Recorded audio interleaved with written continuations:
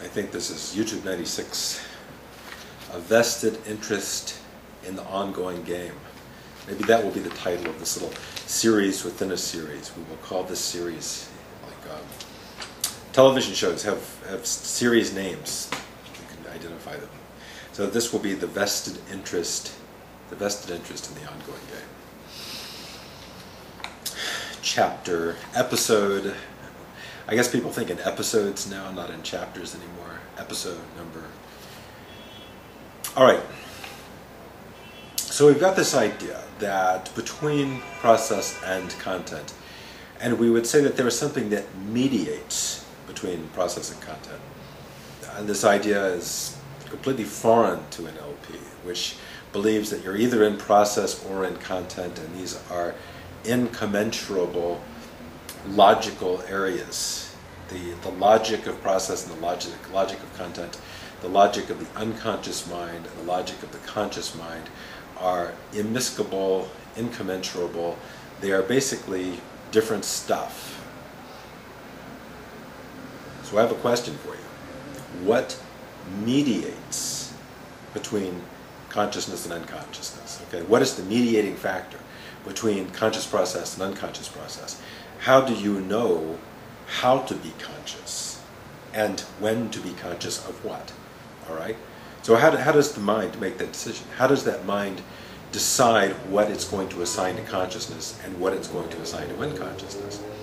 A very sticky question there, a very sticky neuroscientific, neurophilosophical question. What are those assignments mediated by? Interesting word, mediated. What's in the middle? What is the shuttle between consciousness and unconsciousness? Or what is the shuttle between process and content? I would propose, and probably imperfectly, but best effort for the moment, that the philosophical operators, this class of terms which resemble in some cases the modal operators, but I think the modal operators are a very simple set of linguistic devices. The philosophical operators operate in a very interesting penumbra or twilight zone between process and content, or consciousness and unconsciousness.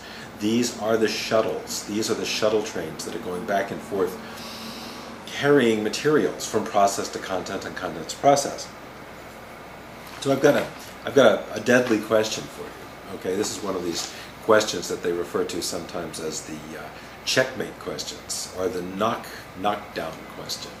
Philosophy loves, somewhere deep in its little beating heart, somewhere in there, I think philosophy and chess, philosophy has got a unspoken and sometimes very, very articulately spoken fascination with chess and the language of chess. And so philosophy, nothing the philosophers love more than a checkmate. When they come up with an argument, what's called a knockdown argument or a knockdown position, that is so good, it's so perfectly constructed, that it simply causes the opposing philosophical camp to collapse. We're not really going for checkmates here, but they do kind of arise, sometimes unexpectedly. So the philosophical checkmate is sort of one of those things of legend. You know, when one philosopher finally makes some statement that is so clarifying or so reorganizing of someone's thinking that the other philosophical camp or the other position simply no longer needs to exist. Will we get to a checkmate? I doubt it. And that's not our purpose. That's not our intent. Our intent is to fluidize the relationships that have become these camps. I believe that the current practice has gotten itself painted badly into corners, and then it's defending these corners it's painted itself into. So here's your question.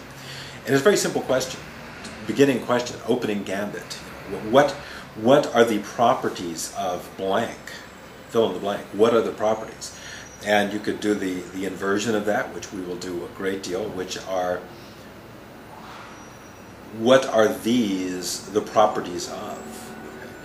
What are the properties of this? So if someone, and there are many of them, who stand up before you and start going on about process, content, process, ask this question. You know, I suggest to you that you be hard on your trainers. If you want to be hard on your trainers in a beautifully philosophical way, simply ask them, excuse me, I have a question. Yes. what are the properties of process? We'll get back to you on that. What are the properties of content? That's a good question.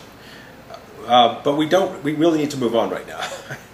So that's a very, very powerful question, especially if you ask it of the most obvious ideas, obvious concepts that are submitted for your consideration. And when you're in any kind of training or class or graduate seminar, ideas are put forth, and I think they're put forth as something that you are, and there's sort of an unspoken suggestion, a strong suggestion that you take them on. And I think the better frame is ideas are submitted for your consideration. So the ideas that are submitted for your consideration should be initially tested. They should be initially assayed, I think is another very good word, the assay. You assay for gold, you assay for silver, the purity of the stuff. And one of the assayer's questions should be, what are the properties of that which you have submitted for my consideration? What are its properties? So someone says, okay, this is process. So you should say, should you? Well, that's a modal operator necessity. I think I won't go there. I would submit for your consideration that you ask, fascinating. Well, could you please then tell me, can you just hear the echoes of Socrates in this? Could you kindly tell me then, because I'm confused and I'm a simple-minded person and I really don't understand these things very well, just simply tell me, what are the properties of content? Or what are the properties of the unconscious mind? Or what are the properties of process? Or what are the properties of the conscious mind? The response should be very interesting. And I took long before I was doing this, I was doing something else with another bunch of people, and I'm sure you know who I'm talking about. And back then in the day, before many a scandal erupted, which necessarily caused them to kind of shut down and reconfigure their business, they talked about this mysterious state of awareness, being. It wasn't quite specified. It was the most unspecified thing ever that I ever heard. It. They talked about it. You would get it. And blah, blah, blah, blah. And you paid your $500 and you sat there for several weekends without eating or peeing in these closed rooms, and they hammered on and on and on about it. And if you didn't get it, you weren't, there was something completely misguided about your mind and you weren't getting it. So, you could ask innocently, well, what are the properties of it? Could you just simply lay out for me what you believe to be the most significant properties? You don't even have to give me all the properties, but what are the properties that make the difference, that distinguish it from everything else? I mean, not just it, but it, the big it, the big capital IT. What are its properties?